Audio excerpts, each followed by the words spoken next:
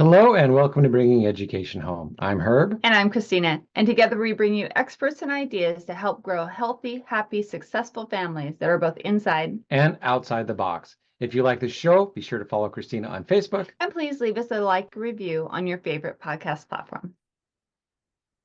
Today, I have the pleasure of introducing Blanka Falk. Blanka is an inspiring author, podcaster, mental coach for mothers, and the proud mother of four herself. Her personal transformation from a career-focused woman to a full-time mother has opened her eyes to a completely new perspective on life. Not only has she grown internally, but she has also come to understand the profound importance of bonding with her children and fostering their development. Blanka firmly believes that every mother has the ability to nurture strengths, resilience, and personality of her children by consciously embracing her position as a mother and tapping into her full potential. To support this, Blanka offers her services as a mental coach. Through her own studies and extensive experiences, she guides mothers on their journey to inner strength, enabling them to raise confident and resilient children. With her book, Hilfe, ik werde moeder, Help, I'm Becoming a Mother, Blanka laid the foundation for her journey, which eventually led to her podcast, Renewed Motherhood. Today, she supports mothers worldwide through her mental training, helping them find their identity as mothers and build strong, loving relationships with their children. Blanka, we are so happy you're here joining us today. Welcome to the show. Thank you for being here. It is a pleasure to have you. Thank you very much for inviting me. It's my pleasure. So the audience might hear a different kind of sound a little bit. Where are you coming from? We would like to introduce where our guests are coming from. Yes, I am from Germany. The north of Germany. It's close to Wolfsburg. It's the manufacturer of the VW car. So it's quite in the north. So you will hear my accent and my dialect, and I won't do everything right, but I do my best. No, you do everything right. I love it. And I loved pointing out the accents, because it's one of those things that Bringing Education Home, our podcast, has become international. We've had people from Germany. We've had people from South America. We've had, of course, a lot of Canadians and a lot of Americans, but we've been all around the world now. And it's just amazing. I personally love accents. And I personally love how we get to interact and share our love of family and our love of children all the way around the world. So that's why I pointed that out, just because I'm so excited that, as parents all the way around the world, what are our first priority? Usually to make sure our kids are happy, healthy, and successful. And that's why we love bringing people like you onto our show. So thank you so very, very much. Thank you very much. Yes. So your bio kind of talked a little bit about why your passion and your transformation from, a career person to a mom and things like that. But was there one specific thing or one little moment that you can really think of that really was the catalyst for this change? Well, it was growing, with my first child, with my first baby. I thought I could do it both. I can have my career and I can have my baby. So I was a tax consultant, and so in the accounting and laws, and I thought I can do my work from home, no problem. I have my baby, she's sleeping, and I can work, and but it didn't work out this way. So I had struggles with her because she didn't sleep well, and I was tired all the time. I was completely overwhelmed. And I thought, oh, how can I go through this? So it was, I was thrown to quit my job, really. So, but it's a decision you make with your partner together, right? So we both discussed it, and he just said, let's go for this. So just be there for our child, and I will do the rest. So, and I thought, okay, I couldn't even do it because I got health issues, and it got worse, and I ended up in the hospital. And so it was a really hard time, the first baby. Yeah. So having a first baby that doesn't sleep well, that you think, oh, I got this, and suddenly there's this little human that depends on you, and suddenly it's like all of your plans that you think you've got going on that might not necessarily be the main thing going on right now. And being tired for your first baby, wow, that never happens to us here. Yes, I can imagine. That must be a specifically German problem, right? I don't think so, my dear. Yeah. So yeah, raising two boys of our own, I totally get that, because I was in the classroom, I was teaching. So I only had off the 6 weeks, 8 weeks, or whatever, before I had to jump back into the classroom. So I had that very short maternity leave, because when my boys were born, we didn't have the privilege or the availability of the extended leave that Americans do now. So moms have gotten a little bit of a breather. They have a little bit more of a chance and a choice now when their first babies come. But I totally understand that. Being tired, trying to handle it all. Exactly. Yeah. Yes, and the health issues were what really got me thinking, okay, because every time that I was thinking about my tasks in my job, I got inflammations in my body. So, and I decided to breastfeed my baby. So, and I thought, this is my one and only. I will go through this, all the pain. It doesn't matter. I will do it. But I couldn't. So, and this was, yes, that was the change, really, to say, okay. And it was a hard decision. I really can tell you, because I thought, okay, I wanted to do my career. I wanted to go forward. I wanted to, so many views inside me, so many visions. And then with the baby, it was changing. And I first thought I would lose so many things because giving up my life that I could envision how it would be. And now jumping into the unknown, the insecurity, I don't know what I will do. I don't know how to handle everything with a baby with first-time mom. And so there is no construction book coming with the baby. Exactly.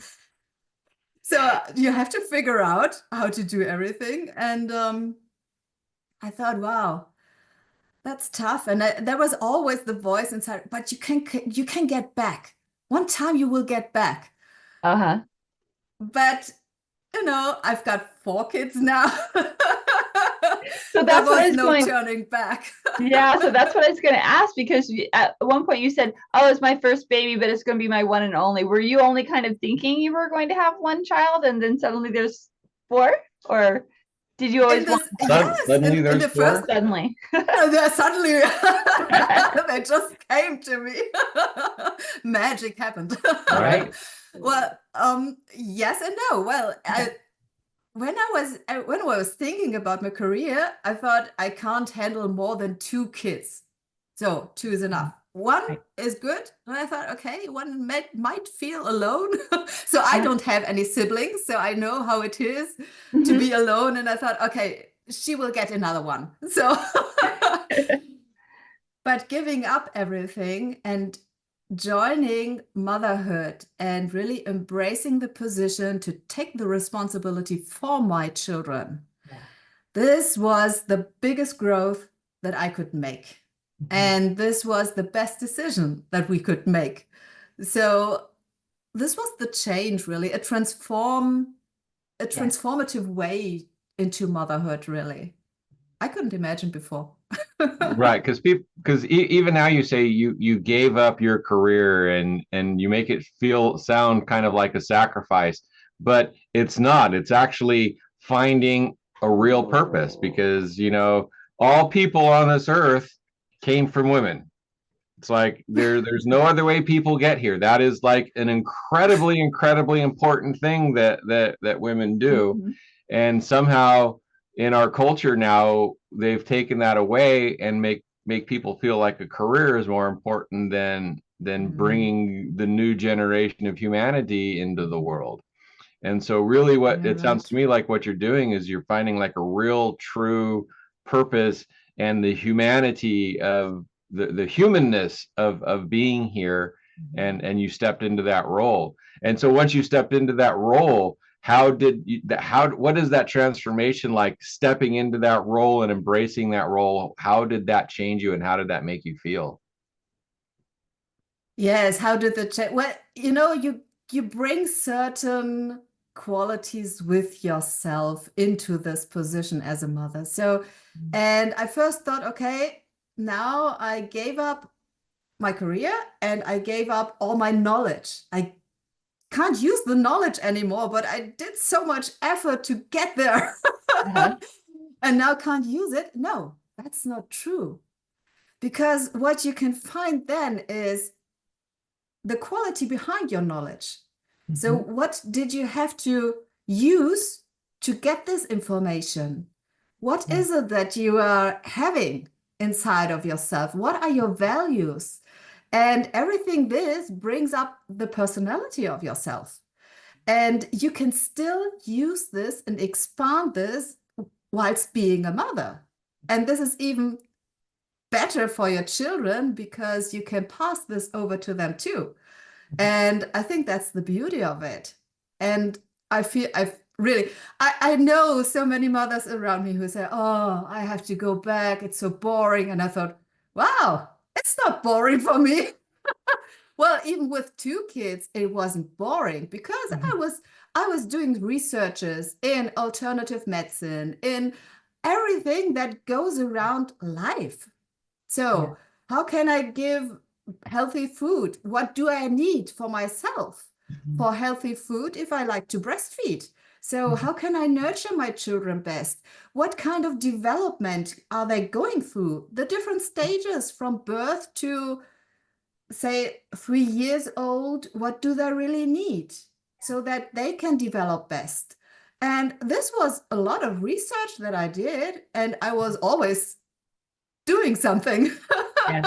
It was never boring whilst I was changing the nappies and everything. So it was, yes, a full-time job just. Yeah, exactly. And I love how you said that, go back into all of the drive, all of the motivation, everything that you did to get your academic knowledge, right? Now you're replacing that and putting that into nurturing your children and learning about how to make them grow and be the best they can be. I love that because a lot of people do have that issue. They're like, oh, I am not using my career knowledge anymore.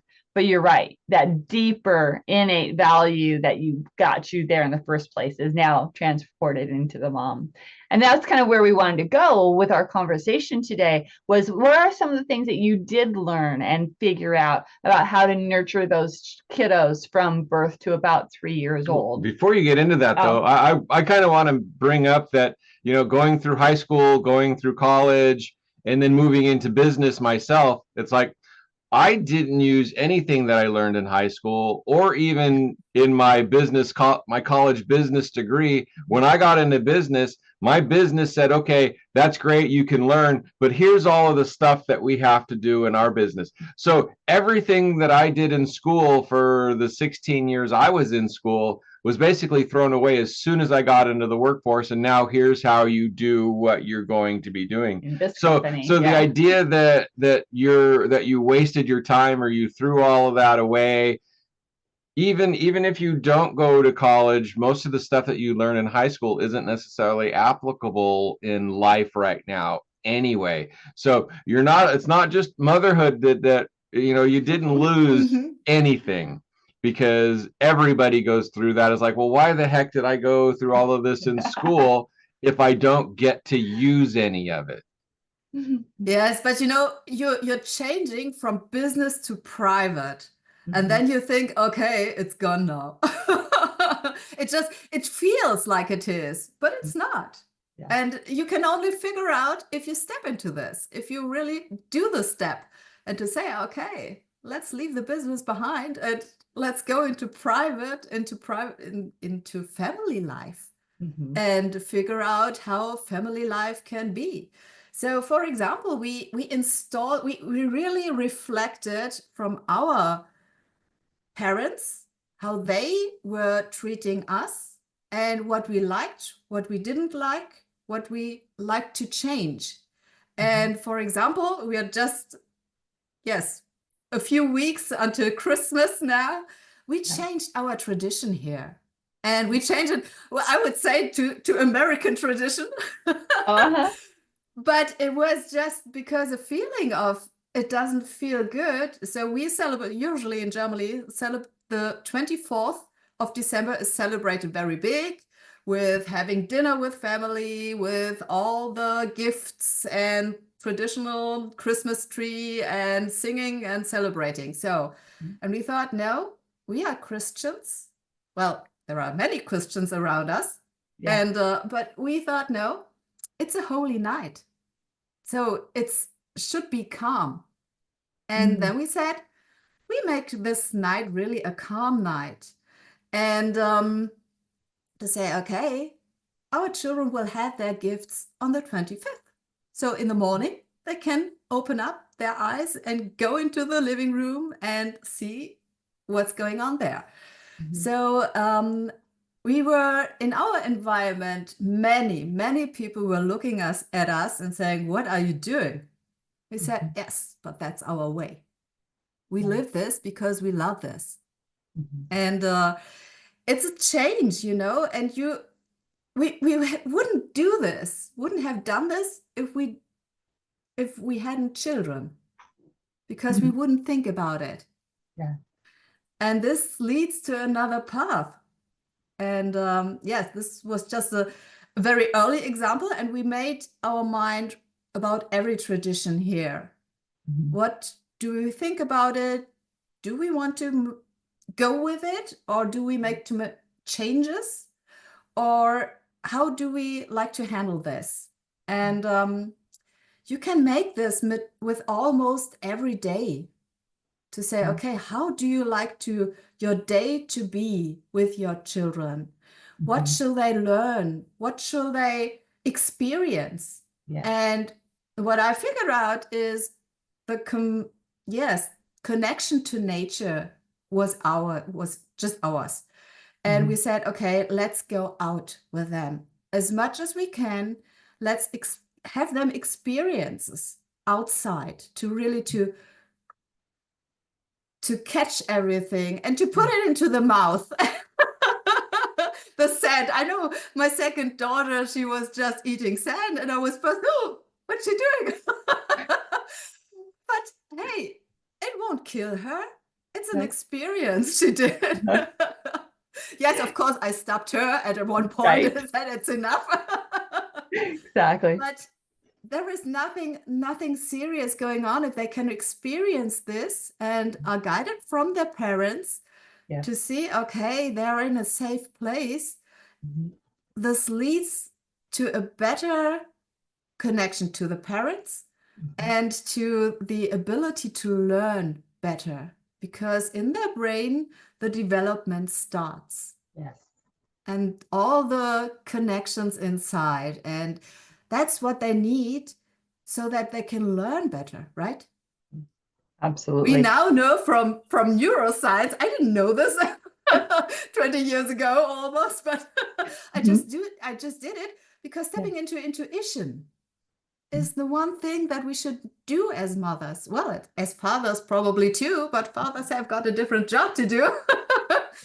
So I think intuition is the best thing. I love that you were talking about making sure that the children have experiences, because leaning back on my teaching and working with children, actually they start learning how to read before they're even in school. And the reason why is because they're developing their eye skills, they're developing their coordination, they're expanding their vocabulary, all of those things that are necessary to be a good reader.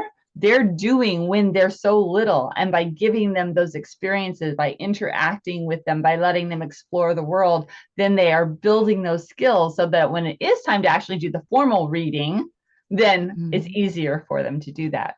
Yeah, absolutely. Yes. Yeah, and the human body is also very interesting, because sometimes things that seem gross taste really good sometimes, and then they really don't taste good at other times. So by eating sand, I grew up out in the woods, sometimes by eating stuff off of the trees and getting things dirty and eating them anyway, they tasted better because there's minerals and there's positive bacteria and things sometimes that your body say, hey, that was really good for me, let's put more of that in there. So sometimes eating that sand and eating that dirt, while it seems kind of gross, is actually really beneficial to the human organism as well. So, yeah, to adults, it's like, oh, don't do that. But I used to encourage my kids to go out and play outside and get Mhm. dirty, because that's how I grew up, and I was pretty healthy Yes. about it. Yeah. Yes. And even to say, okay, it's rainy outside, still go outside. And what I did is really to go together outside so that they can see, oh, mom is not having any trouble with rain.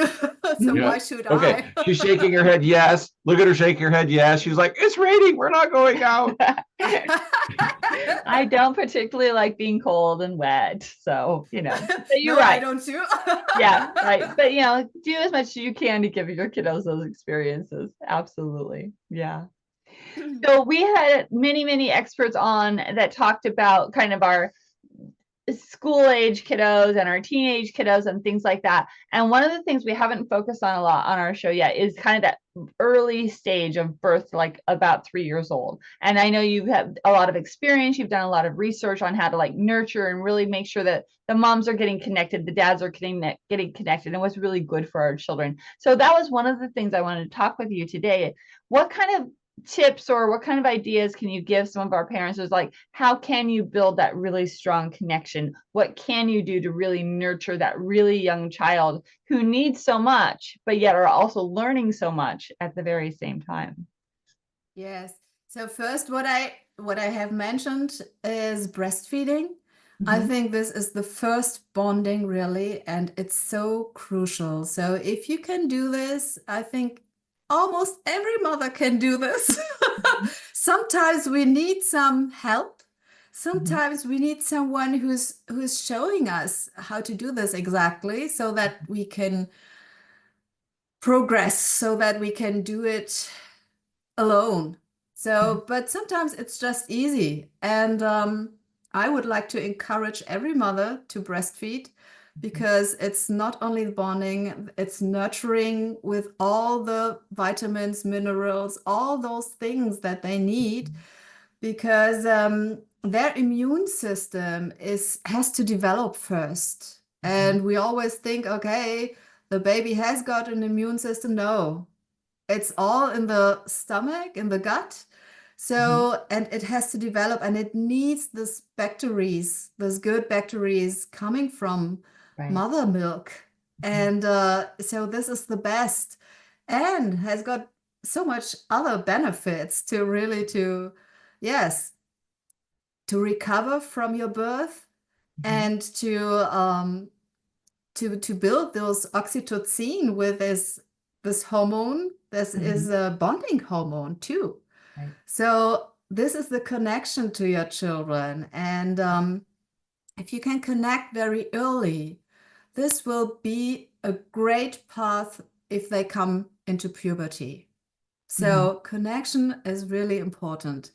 And always stay together. So don't give your baby away. What we did, well, we were a little, we did so many things different. So our baby was sleeping in our bed, for example. So we loved this. So I was able to breastfeed very quickly. If she woke up, whoop, okay, come on. And I could sleep again. So it was, for me, it was the best way to fall asleep again. And I carried my children, for example, a lot. So I didn't place them somewhere and went away, because if they are very young, if they are babies, if they can't see you, they can't feel you, they think they're alone. But they're not, because their conscious mind hasn't developed so far. They could not think, okay, mom is in another room. No, she's gone. I can't see her, she's gone. And to make your baby feel safe and secure is the best way of bonding too. The connection to stay together and to say, you can develop because I'm creating the space for you, the safe space that you can develop yourself best.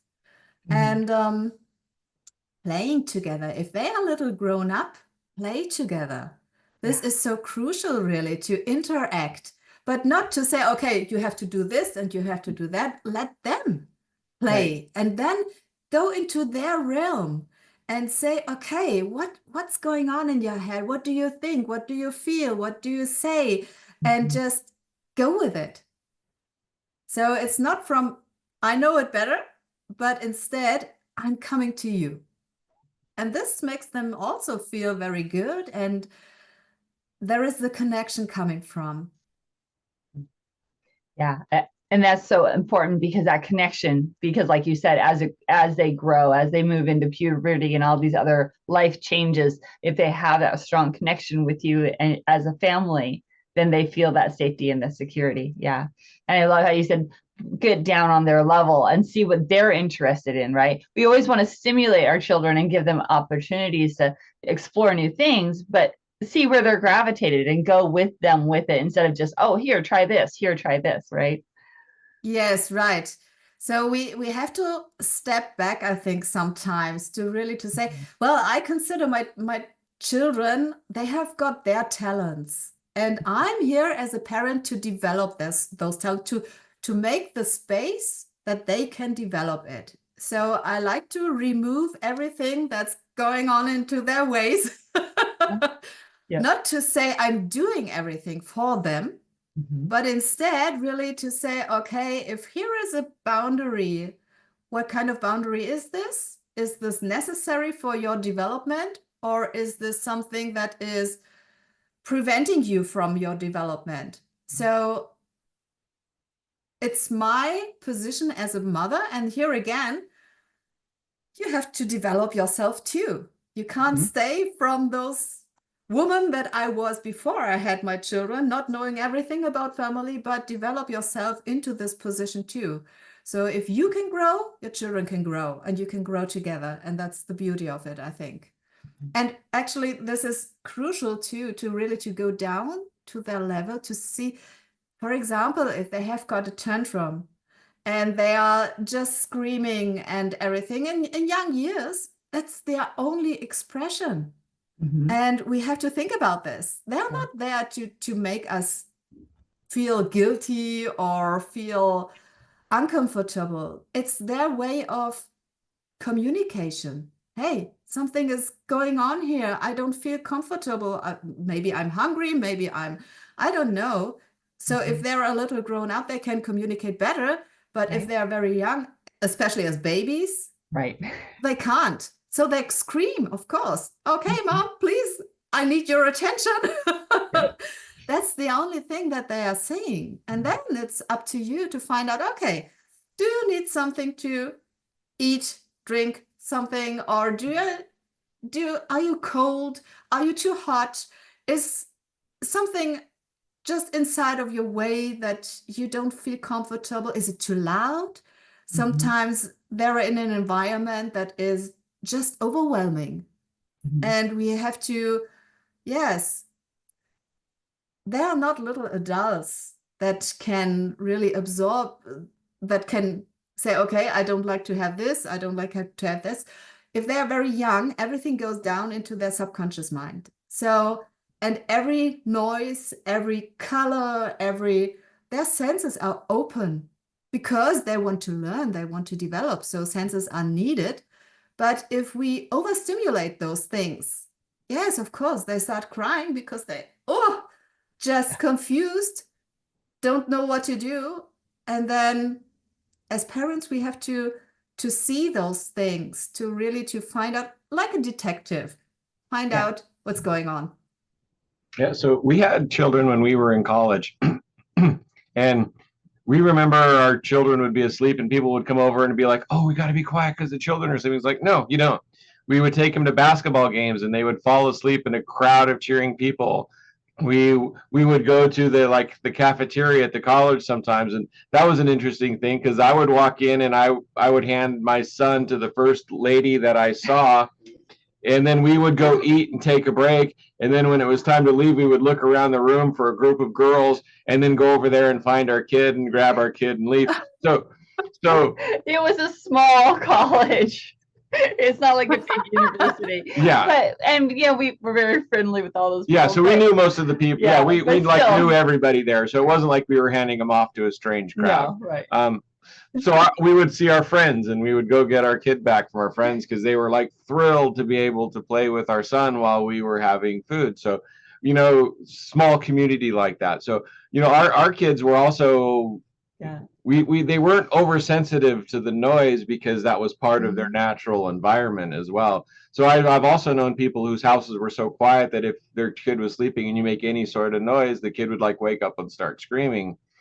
So I was able to see both sides of it. So we were like, no, we'll just have noise around all of the time so that the kids won't have that sense of Startle or that sense of, oh, it has to be quiet to sleep. Now a few words about vibrant family education. How many entrepreneurs and business owners start out on this journey to make a better life for their family, only to find that it took so much more time and effort than they were expecting that they had even less time for their family? I know I did. At Vibrant Family Education, we want to help you reach your family goals while you're still building towards your business goals. We do this by bringing you the third leg of the stool to keep your family upright, family education development. By bringing your children's education home, you will be able to model your work ethic and family values as you overcome obstacles and challenges to build your business. Instead of learning facts to pass tests, your children can be watching and seeing the dedication it takes to build your business and the legacy you want to create for their future. They will be able to witness the struggles and joys, the wins and the losses, and learn from you how to persevere and grow in life. Instead of waiting until you get successful to spend more time with your family, start with the end goal in mind and bring your family home. Instead of trying to repair your family after you reach success, let us help you start achieving your family goals from the outset. Learn to be successful with your family now, and no matter what happens in the future, they will be better prepared for life, especially after watching how you cared for and built not only a business, but a healthy, happy, and successful family. We offer a wide range of educational services, including how to easily get started with homeschooling. Come visit us at vibrantfamilyeducation.com and let us show you how. And now, back to our guest. Well, we are all individuals, right? Mhm. So it depends on your own expectation or your own boundary. How much can you yourself really adapt, or how can you handle it? If you like noise around yourself, if it doesn't matter, your children won't probably too. But if you are a personality who says, that's going on a little too much here, hey, you can only give what you have, right? Right. So I think, well, it depends on. So we were people who were saying, okay, we like to go in nature and there is not so much noise, not so much lights going on and off and everything inside like a city where everything is crowded or so much, yes, noise and lights and everything. So we stayed away from this because we are not these people who love this. So, and, but it's not, if I look back, my children are not those. The first one, yes, she likes it calm, but the second says, okay, where's the party? Yeah. Because they have their personalities and their own things, and they don't always match up with the adults, right? I mean, right. yeah. And I did grow up in a really, really small town out in the middle of nowhere. So whenever we went home to my parents' house, it's like no neighbors anywhere close. When it gets dark, it's like dark. There's no lights, there's no sounds. And their kids loved that as well. So it's like it wasn't always noise or Right. always quiet. There was a good balance in all of that. So they were able to find what they liked as well. Yes, I think that's it, right? It's the balance. It is. Not to overwhelm, not to overstimulate, but to, yeah, sometimes they need, definitely, I think. So you can't have it only very calm around you and be quiet. And if you got guests, please don't speak because the baby could wake. No. Right. Exactly. Yeah. Should be So how do you natural. deal with 4 children and different personalities? Because that's one thing that we talk about with families, especially when we're talking about homeschooling and things like that, is like, I've got 4 children with 4 different needs of either learning or expressing themselves. Talk a little bit about how you deal with 4 children, 4 different personalities. Yes, that is a little challenge. It was okay with my husband, but my husband passed away 2 years ago. So now I'm doing this on my own, and it's a little, stretchy. Yeah. Even if my older ones are 19 and 17 now, but they're in the position of discussing everything. And how do you see this? And why isn't this way? And mom, I need your attention. Really? Yeah. So Input. yes, it's an energy exchange that they still need. Yeah. And it's on another level, right? So with my younger one, she likes to cuddle a lot and to, oh, mom, I haven't kissed you today. So something like that. I think to keep it natural, to say, okay, who needs what without overthinking everything. Okay. So really to let it flow, because it's we are family. We are all together, and everyone knows that each person has got different needs, and their siblings, they know each other very well. So they know who needs what. And sometimes the sisters, the older sisters, say, oh, mom, you don't know what the youngest is doing with you. And I said, yes, I know. Because the princess is the princess, right? The princess, yeah. A little manipulation, a little extra, oh, I need this. Yeah. I'm the baby. Gotta love Absolutely. me.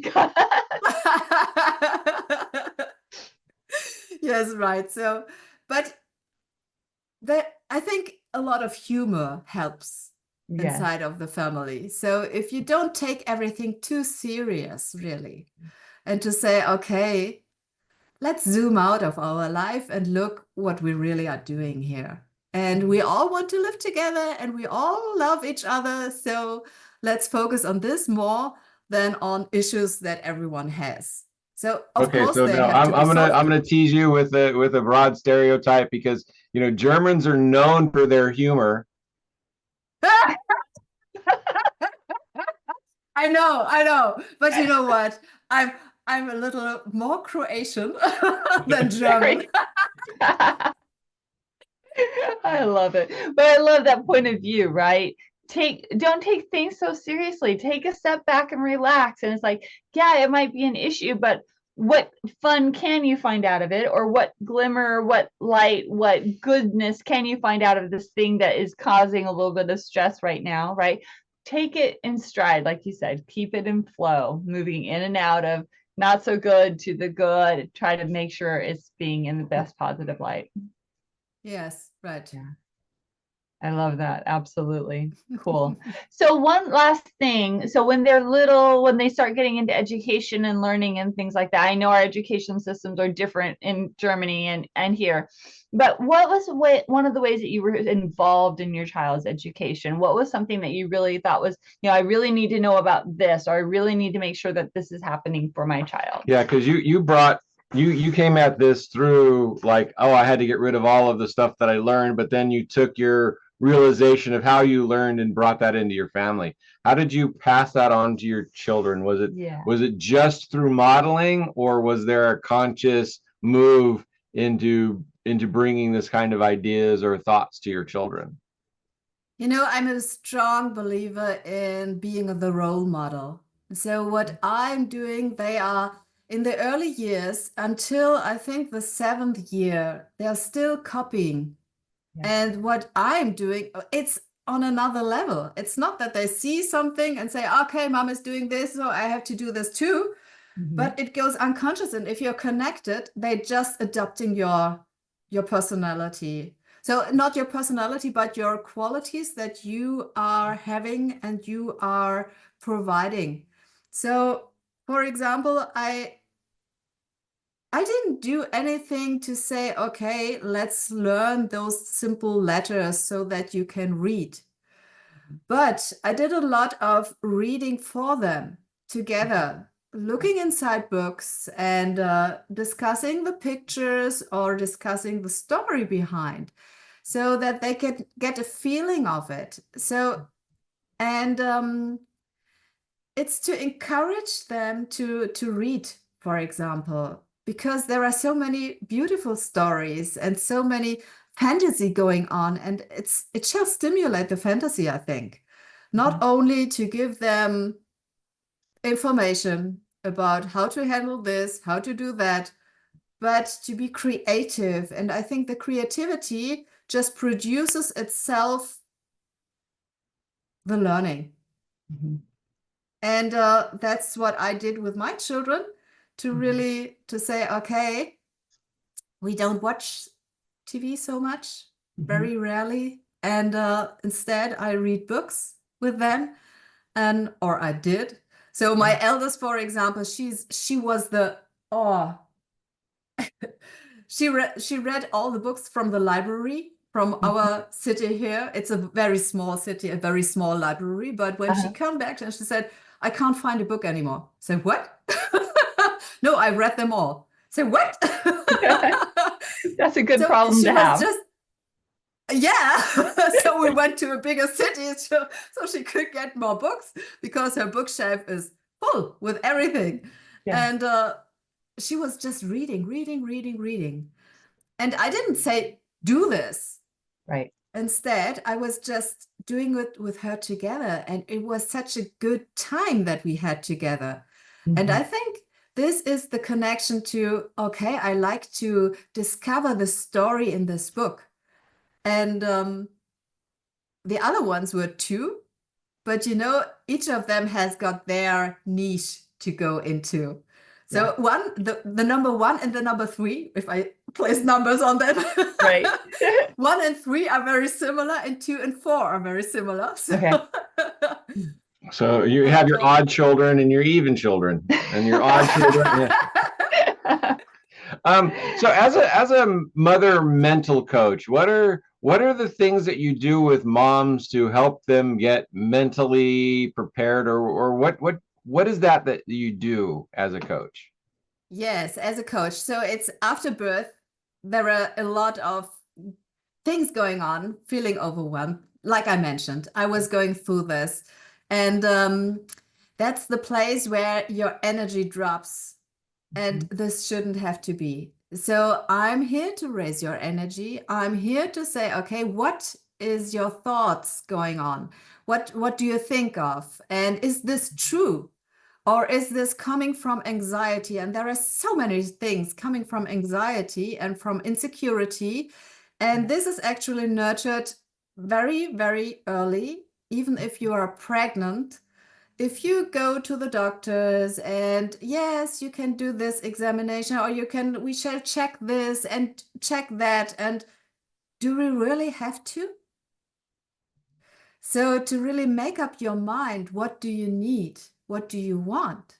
Because let's face the fact, as women, we are here to give birth to our children.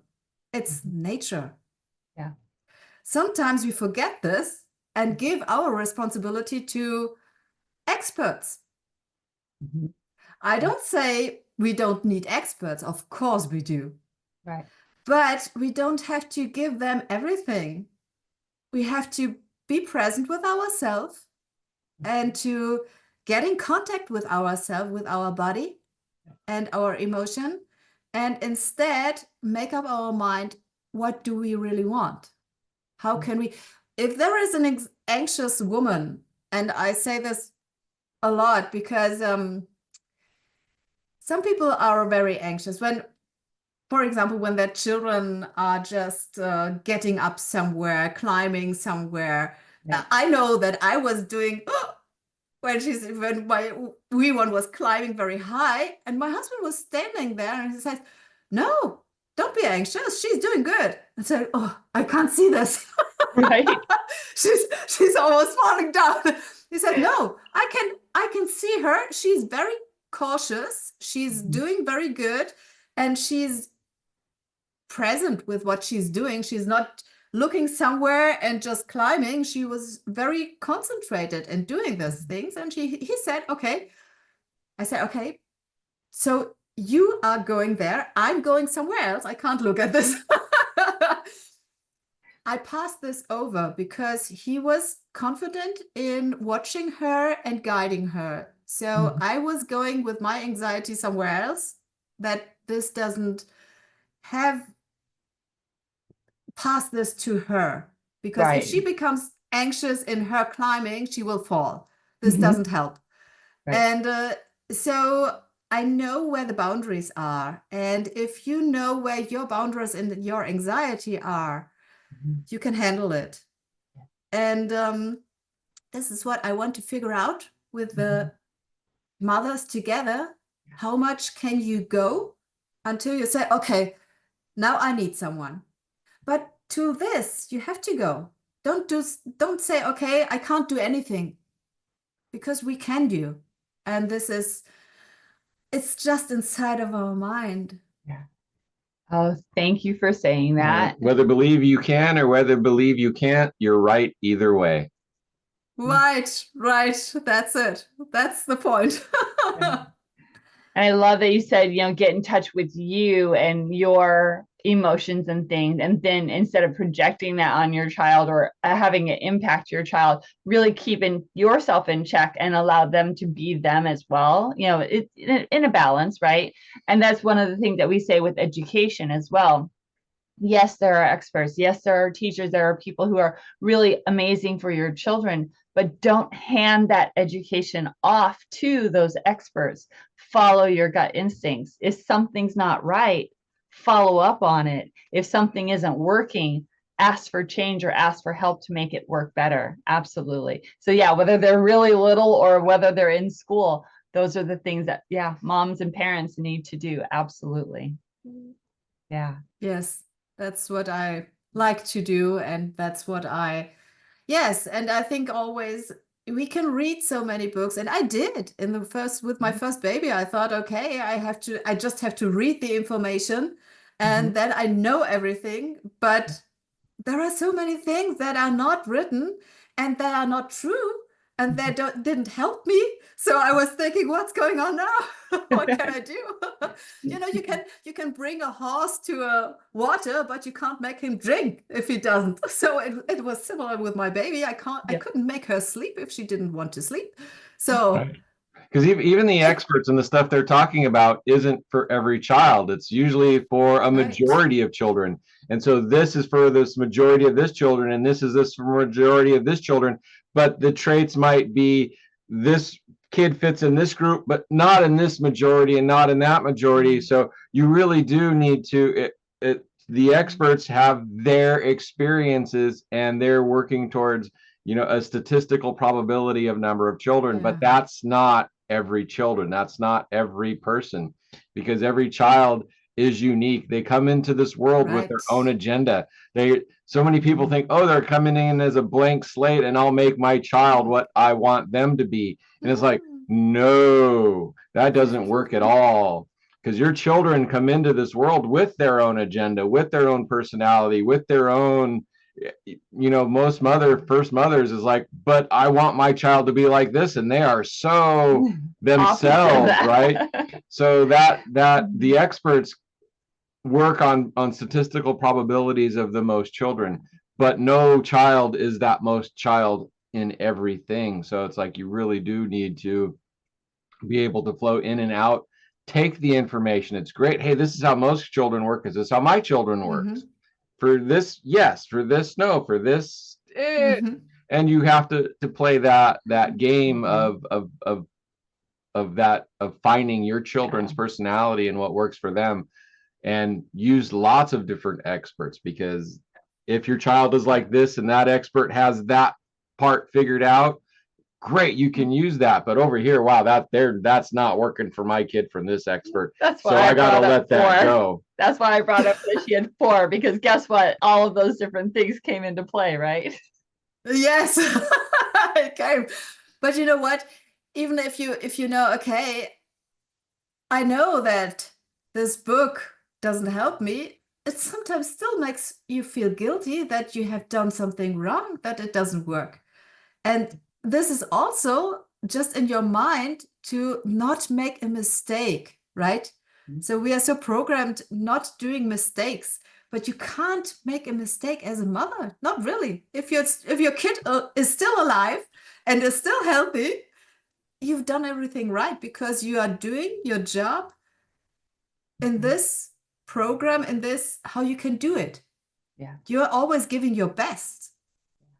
And so, I just want to say that the thing that you're really showing the most is being there for your children, being involved, because so many moms have kids and then check out, but you were there, you were involved, you were paying attention, and you were working towards making that better. So that kind of mom that really wants to get involved, that's the best kind of mom, because you're so involved in your children's life, you're so invested in it, that is absolutely beautiful.